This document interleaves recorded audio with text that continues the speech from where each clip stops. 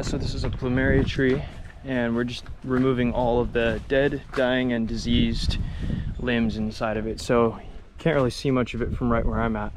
And then we might trim up a little bit of this lower skirt just to kind of keep its shape a little bit better. All right, let's get to it.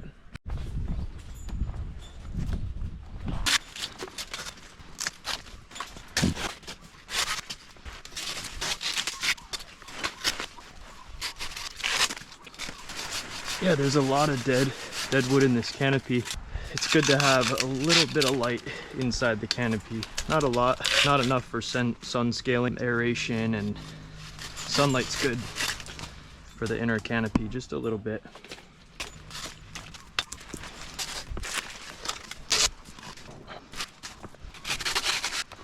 Anytime I find little tips and things that are brown like this, I always remove those because they could have bugs inside of them. Like, oh yeah, like that one has a whole ant colony inside of it. Looks like ants. Yeah, it's all, which is okay. Ants are not necessarily bad, but it does mean that there's probably some kind of a borer beetle or something that made a hole in the tree, and then the ants are there to clean up, actually. So they're kind of like the cleanup crew. So when you see ants inside of a hole in a tree, it doesn't necessarily mean that that's bad, but it does show that there's signs of other life that was probably living there.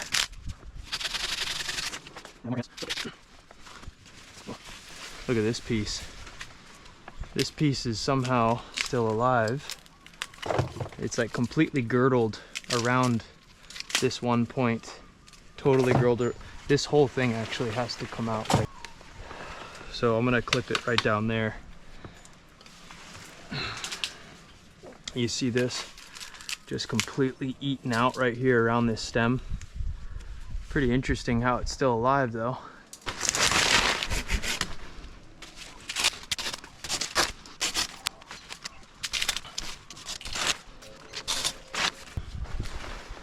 Hey, you can kind of see the difference already, how it's like a little bit more open, a little bit more light right here, and then it's all dark. See all that dark space? It doesn't really take a whole lot. There's a lot of cutting involved, but most people take way too much.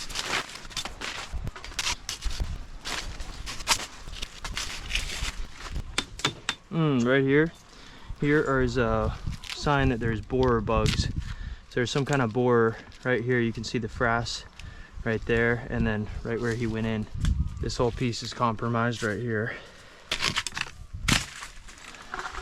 Yeah, look at this. So right there, that inside, the core right there is completely dead, and there's a whole ant colony living in here. So there's definitely a borer bug living inside of this piece. You guys might be wondering, why am I not using a chainsaw for these cuts? And it's because these silky saws actually make much cleaner cuts, especially on trees like this, like flower trees, citrus trees. You want as clean of cuts as possible, the least amount of damage.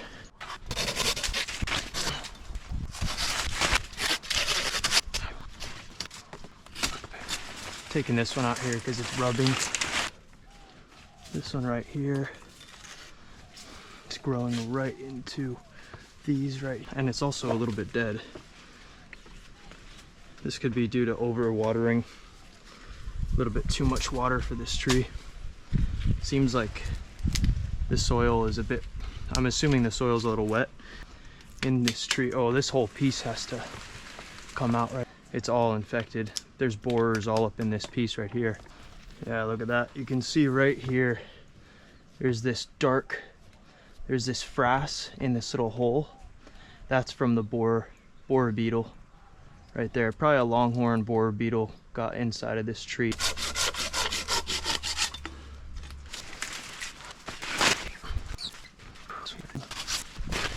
Like a little bit of storm damage probably happened to it.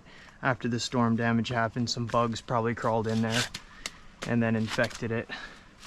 And you know, a lot of times these beetles are vectors, so they'll bring in all kinds of different things, different bacterias, mainly funguses. Even though this thing needs a little bit more pruning, as you can tell, it's still a bit thick up there. We don't want to do that because taking more than 30% per year, you know, you really increase the exposure of all the wounds, so you increase the exposure of all the bugs, because once the bugs move in, then you have to prune more and more until you got to remove the whole tree. That's why we don't prune more than that. You know, there's a lot of reasons why. Also take away the reserves of the tree during summer months, or in temperate climates during the winter. Ooh, this branch looks super unhealthy over here. But even though it looks really unhealthy, even though this one has a bunch of dead, dying, disease stuff, I'm still not going to take all of it, because just like I said, it could hurt the tree more. It's good to do maintenance prunes during the year more than once, instead of one huge prune, you know? Like this, the branch that I just cut would be for the next prune, basically. Like that one that's like clearing out the upper canopy. This is just the inner canopy that I've been clearing out today. Just to be clear here, I'm not actually clearing the most upper canopy. This is just all inner canopy clearing. All right, now you guys can kind of see the difference here, how the upper canopy is really cleaned out. All that dead, dying, disease stuff is all clean. Really opened up this canopy much better.